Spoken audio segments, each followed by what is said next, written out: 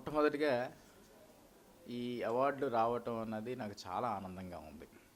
అసలు ముఖ్యంగా ఒక రాష్ట్రానికి ఇండియన్ మెడికల్ అసోసియేషన్ అధ్యక్షునిగా ఒక వెనకబడిన జిల్లా నుంచి ఎన్నిక కావడం అన్నదే చాలా అరుదైన విషయం, చాలా గొప్ప విషయం. అది అధ్యక్షుడిగా అయిన తర్వాత నాకు ఈ బాధ్యతను అప్పగించారు. నేను అది చాలా చక్కగా దాన్ని సద్వినియోగపరుచుకున్నాను. మొట్టమొదటిగా రాష్ట్ర ప్రజలకి ఎక్కడెక్కడ వైద్య అవసరాలు ఉన్నాయో అక్కడ క్యాంప్స్ రన్ చేసాం. అలాగే ప్రజలకి ఏదైతే ఈ జబ్బుల గురించి ఉన్నాయో వారందరికీ కూడాను అవగాహన క్యాంప్స్ రన్ చేసాం. అట్లాగే మన సభ్యుల గురించి కూడాను, వైద్యుల గురించి కూడాను, వారి వెల్ఫేర్ గురించి కార్యక్రమాలు చేసాం.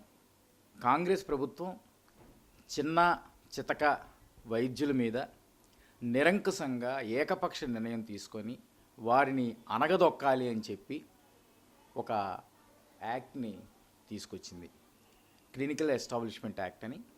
దాన్ని మేము ఫైట్ చేస్తూ ప్రజలకు ఎక్కడ నష్టం కలగకుండా ఎమర్జెన్సీ కేసెస్ చూస్తూ మేము సాధారణ విభాగాలన్నింటి కూడా సమ్మె చేసి ఆ రోజు మూసాం.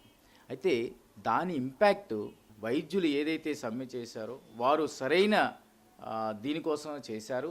ఇది ఇందులో అర్థవంతమైన ఇది ఉంది కాబట్టి ఇది మళ్ళీ మేము పార్లమెంటుకు వెనక్కి పంపిస్తున్నాం. దీనిలో ఉన్న లొసుగులన్నీ కూడాను సరిచేసి ఒక ప్రజాస్వామ్యబద్ధంగా నిర్ణయాలు తీసుకొని అన్ని రకాలుగా కూడాను మంచి నిర్ణయాలు తీసుకొని మళ్ళీ పంపించినట్లయితే వారు చెప్తున్నది కరెక్ట్గా ఉంది కాబట్టి మీరు మళ్ళీ దాన్ని కరెక్ట్ చేసి పంపించేయండి, అప్పుడు మేము దీన్ని సమర్థిస్తామని చెప్పి రాజ్యసభ స్టాండింగ్ కమిటీ మళ్ళీ వెనక్కి తిరిగి పంపించడం జరిగింది. ఇందులో మేము విజయం సాధించినట్టే లెక్క.